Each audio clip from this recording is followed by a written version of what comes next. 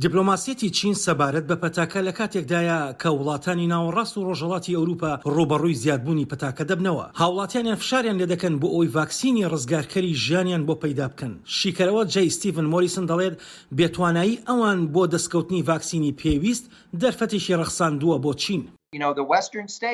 بەهێزترین وڵاتی ئەوروپا و ئەمریکای باکوور پێداویستی ڤاکسینەکانیان ئەمبار کردووە. چینیەکانیش بەتوندی بەرەو پێشەوە دێن و بازاڕ بۆ بەرهەمەکانیان پەیدا دەکەن و وەک شێوازگەلێکی دیبلۆماسی بەکاریدەهێنن. شارەزا ڤالبۆنا زێنێلی دەڵێت دابشکردنی ڤاکسینی چینیەکان بە ئامانجی دروستکردنی نیازپاشیە، بەڵام هاوکات چین هەوڵ دەدات کەشتی خۆی لە نێوان ناوچەکە و هاوپەیمانەکانی ڕۆژئاوادا لێخوڕێت. لە باشووری ئەوروپا لە ناوەند و ڕۆژهەڵاتی ئەوروپا بیرۆکەی ناڕەزامەندیان هەبوو لە هەمبەر یەکێتی ئەوروپا و شێوازی ئەو مامەڵەی یەکێتی ئەوروپا بۆ کتانی ڤاکسینەکە و قەیرانە هاوشێوەکانی پێشوو.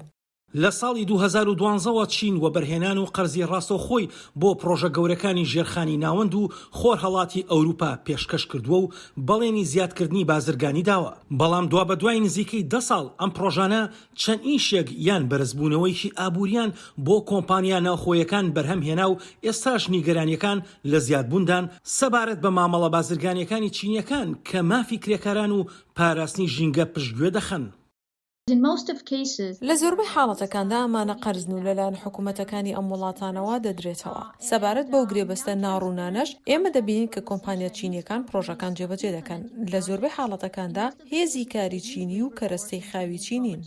کاتێک بابەتەکە پەیوەندی بە بازرگانیەوە هەیە، زێنلی تێبینی قوڵبوونەوەی نەهاوسەنگی بازرگانی دەکات کە خودی کۆمپانیا چینیەکان سوودمەندی سەرەکین تایدا.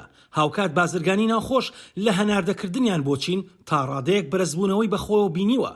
ڕەنگە ئەمە بگۆڕێت چونکە چین بە دوای هاوبەشێکی نوێی هاوردەکردندا دەگەڕێت بۆ کەمکردنەوەی پشتبەستن بە بەرهەمە ئەمریکاییەکان. ئەمەش بە پێی وتەکانی جەی ستیڤن مۆریسن.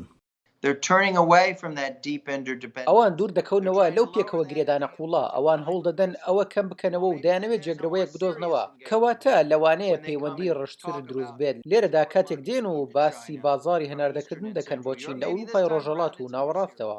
مۆریسن دەڵێت چین هەستا بە سەرکێشێکی گەورە لە ڕێی پێشنیازکردنی ڤاکسینەکانی بەر لە وادەی تەواوبوونی تاقیکردنەوە تەواو یەکلایی کەرەوەکان کە بۆ ڤاکسینەکانی دیکە ئەنجام دراوە. ئەو هۆشداری دەدات و دەڵێت ڕەنگە شکستەکە کوشندە بێت نەک تەنیا بۆ ناوبانگی چینیش. ئەمە دەکرێت متمانەی خەڵکو و متمانە بە ڤاکسینەکەیان لەناو بەرێت. ڕەنگە ئەمە بمەنگەڕێنێتەوە دواوە. پێویستە جیهان بەرەو پێشەوە بڕوات و بەرەو دەستکەوتی هاوبەش لە پێناو سیستەمی بەرگری خەڵکدا و بۆ بەدەستهێنانی لە 175 یا 80 بۆ ڤاکسینی سەلامەت و کاریگەر.